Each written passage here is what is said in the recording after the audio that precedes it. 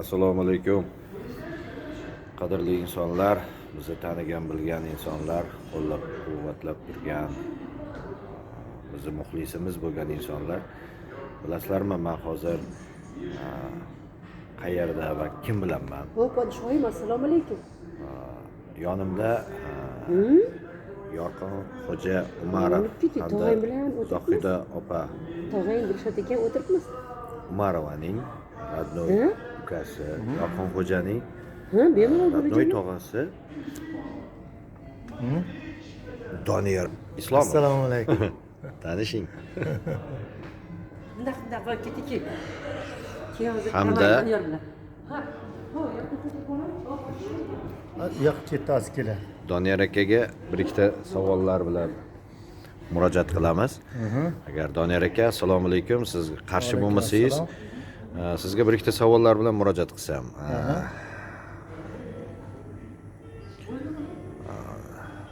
Zohida opa hamda Yorqin Xo'ja Umarov va ularning qanday insonligi, hayotdagi o'rni, qanday qalb sohibi ekanliklari haqida bir ikki og'iz siz bilan gaplashsak bo'ladimi? Ijtimoiy tarmoqlarda ba'zi bir xil insonlar har xil negativ, bo'lmag'ur gaplar qilib, har narsa qilib insonni qoralashga harakat qilishadi, lekin aslida unday emasligini men o'zim ham, lekin siz ham yaxshi bilasiz. Lekin ba'zi bir xil insonlar buni tushunishmaydi. Yorqin Xo'ja yoshligidan qadam ba qadam o'z kuchi bilan ko'tarilgan inson. Shu bilan birga Zohida opam Umarova ham xuddi shunday. Zohida opamning yoshligi hamda Yorqin Xo'jani shu darajada ko'tarilishiga qanday qalb sohibi ekanliklari haqida bir ikkita gaplar gapirib, Albatta. ma'lumot bersangiz. Biz oddiy oilada o'sganmiz. 7 kishi bo'lganmiz oilada. 7 ta farzand, ota-onamizdan ikkitamiz o'tib ketgan. Dadamiz o'qituvchi bo'lgan. Onamiz kolxozda ishchisi bo'lgan, bir umr kolxozda oddiy dehqon bo'lgan onamiz. Kolxozda o'sha ishlarga borib, yer ishlari qilib, dehqonchilik qilib, opamizga qarashib katta bo'lganmiz. Uyimizda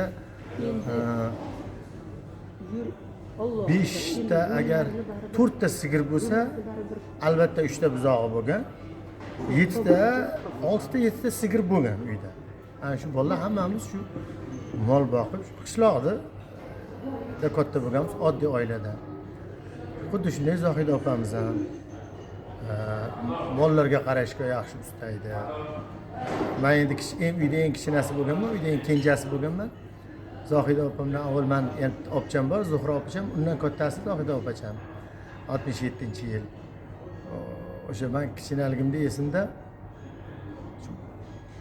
dadam ham, onamiz ham rahmatli, dadam rahmatli, onam rahmatli ham Zohida molga qarasa zo'r qaraydi-da deyardi.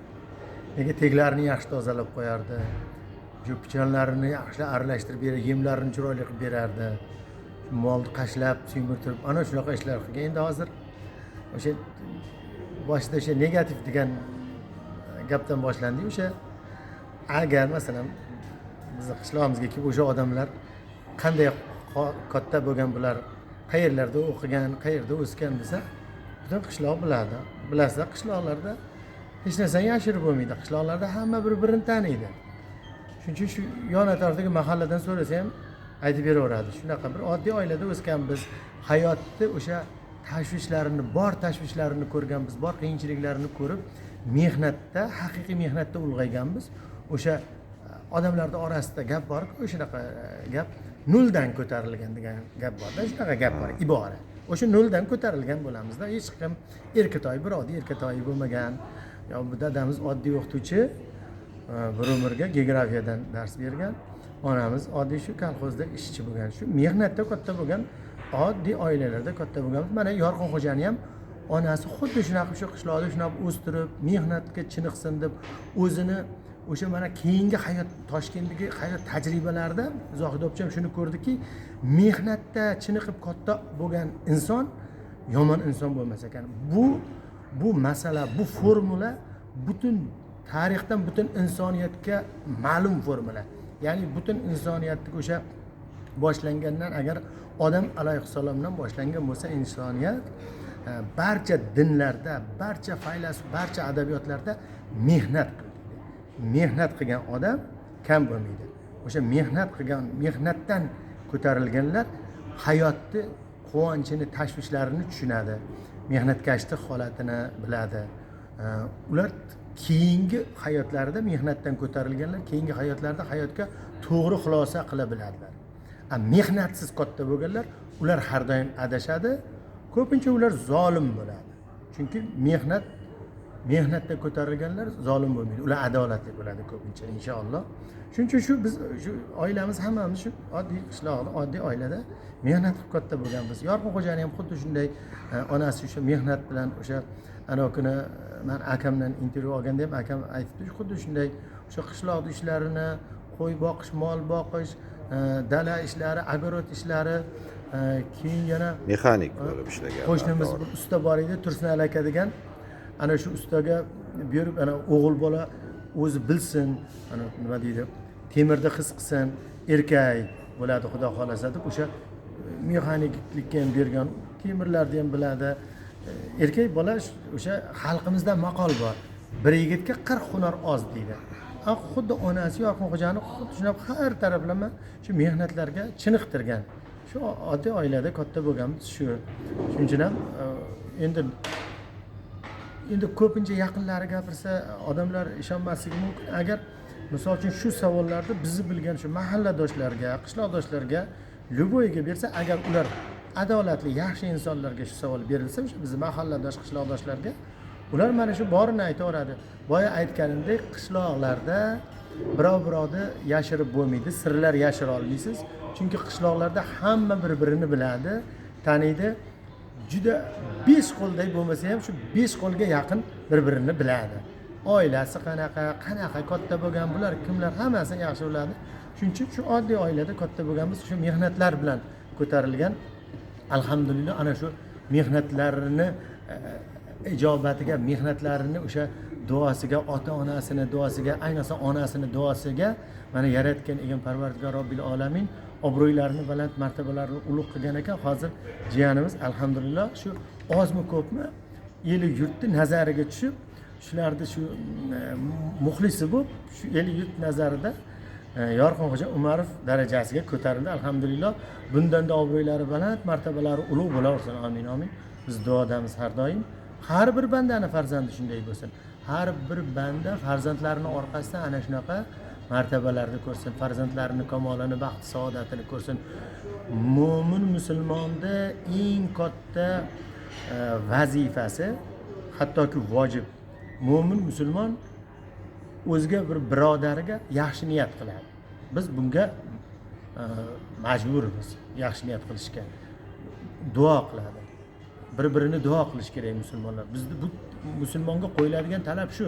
Shuning uchun biz o'sha biz butun oilamiz ham, biz ota-onamizdan shunaqa eshitganmiz uyda. O'sha eli yurtni duo qilingan. Biz dadamiz ham rahmatlik eli yurtda g'amida yurgan. Hatto ana kuni bir joyda bir kitobini bir hoshiyasida yozilganini men Zohid opcham topib olibdi. O'sha she'rni mana shunaqa edi. Ya'ni eli yurtni g'amida bo'lgan inson bo'lsang shunday inson bu degan bir yozib qo'ygan ekan shu dadam shunaqa narsani. Bir shoirdan misrami? Xuddi ana Alisher Navoiyda keltiriladi-ku. Odamiy ersang demagil odamiy, onikim yo'q xalq g'amidin g'ami deydi. Ya'ni xalqni g'amini yegan odam ekan. Alisher Navoiyning ta'biri bo'yicha xalqni g'amini yemagan, ko'pchilikni g'amidan yurmagan odam bu yaxshi odam emas ekan. Bu kimdan kelib chiqqan? Bu albatta bizni islom dinimizdan kelib chiqqan. Islom dinimizda ham o'sha boyga aytgandek musulmonni bir-birini duo qiladi. Shuning uchun o'sha negativchilar ko'p o'shanaqa narsalar yozmanglar, duo qilinglar. Yaxshi duo qilinglar. Duo o'zlaringga qaytib keladida, oilalaringda, farzandlaringda yaxshilik ko'rasizlar. Agar bilmagan odamlaringga shu hasad qilsalaring, keyin hasad u hasadda o't bo'ladida, hasad o'ti degan gap bor. Bu bekorga emas. Ibora bor. Hasad o'tida yondi deydi. Ana shu yaratgan Alloh keyin hasad qiluvchi insonlarga qalbiga o't tashlab qo'yadi-da, o'sha hayotini oxirigacha o'sha hasad o'tida yonib o'tadi. Hasad o'ti yomon, kuydiradi. Ular ko'pincha sirtida yaxshi odam bo'lib ko'rinishi mumkin, kulishi mumkin, lekin uni ichida hasad o'ti yonayotgan bo'ladi. Shuning uchun hasad o'tini yondirmaslik uchun o'sha hali u alanga olmasidan, cho'g' bo'lmasidan uni o'chirish kerak. U har bir odamning o'ziga bog'liq. Allohdan so'rash kerak, meni hasad qildirma, meni duo qildir deb.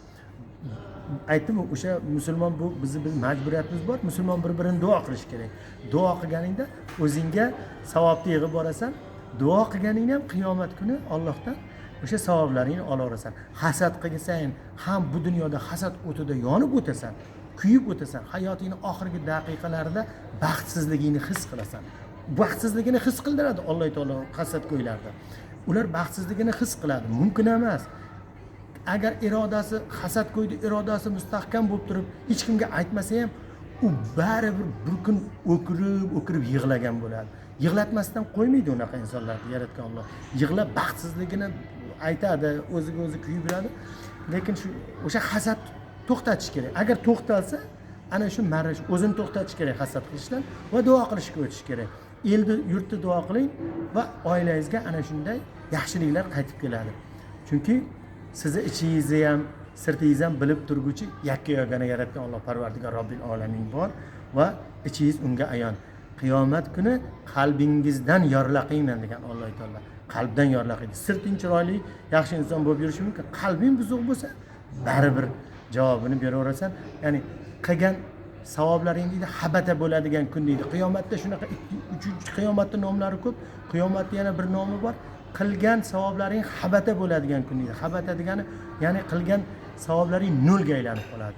Kimniki nolga aylanadi? Hasadchilarning ko'pincha qilgan savoblar nolga aylanib qoladi. Shuning uchun hasad qilmanglar. Agar biron bir musulmonni, biron bir farzandi agar yaxshi bir pog'onali hayotda o'sha pillapoyalardan yaxshi ko'tarilib borayotgan bo'lsa, faqat havas qiling va yaxshi duo qiling va yaratgan Allohdan so'rang, berguvchi o'zi. Yo Alloh, shu insonga havas qildim. Meni ham farzandlarim, misol uchun turmush o'rtam, akam, ukam, otam, onam kim?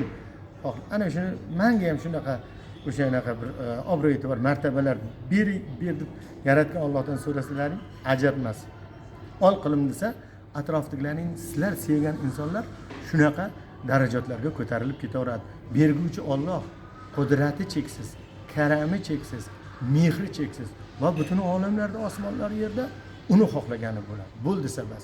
Unga suyukli bo'ling, uni aytganini qiling yaratgan Alloh. Bo'ldi. Siz ana shu baxtli insonsiz. Eng kamida qalbingizdan baxt sezib yashaysiz. Agar hasad qilmasangiz, hasad qilmang, duo qiling. Faqat duo qiling.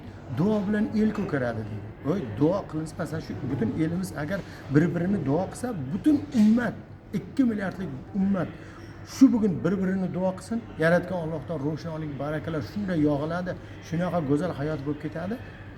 Faqat o'sha ko'pincha auzubillahi shaytonir rojim, bismillahirrohmanirrohim. Shayton odamlarni qalbiga hasad solib qo'yadi. Hasadqa ana qara, sen bo'lmayapsan, u zo'r bo'lib ketyapti deydi. Keyin o'sha boyagidaqa negativ yoza boshlaydi. Hasaddan buni hammasi. Chunki nega hasaddan? Aniq bilaman. Masalan, jiyanim bo'lgani uchun emas, Yorqin xo'ja men yoshligidan bilganim uchun u hali biror insonga yomonlik qilmagan insonda, chunki uni qalbida ichida yomonlik yo'q-da. Masalan, shaxsan men tog'a sifatida biz jahildor oilamiz, shunaqa biz qizishib ketamiz, birov bilan aytishib qolamiz, urushib qolamiz. Lekin Yorqin xo'ja unaqa emas-da. Yorqin xo'ja juda bir mo'min, haqiqiy bir mo'min qobil inson. Alhamdulillah, shuncha yaratgan Alloh Parvardigor Robbil Alamin martabalari ulug' bo'lsin. O'zimni jiyanim bo'lsa ham hammani ham duo qilaman.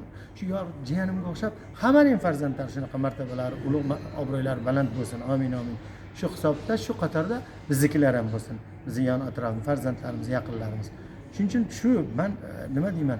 Havas qilinglar, havas bilan yashanglar va eng kamida baxtli yashaysizlar.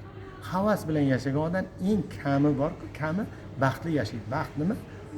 Yaratgan Alloh qalbiga solib qo'yadi. Baxtli yashayotganini his qilib yashaydi.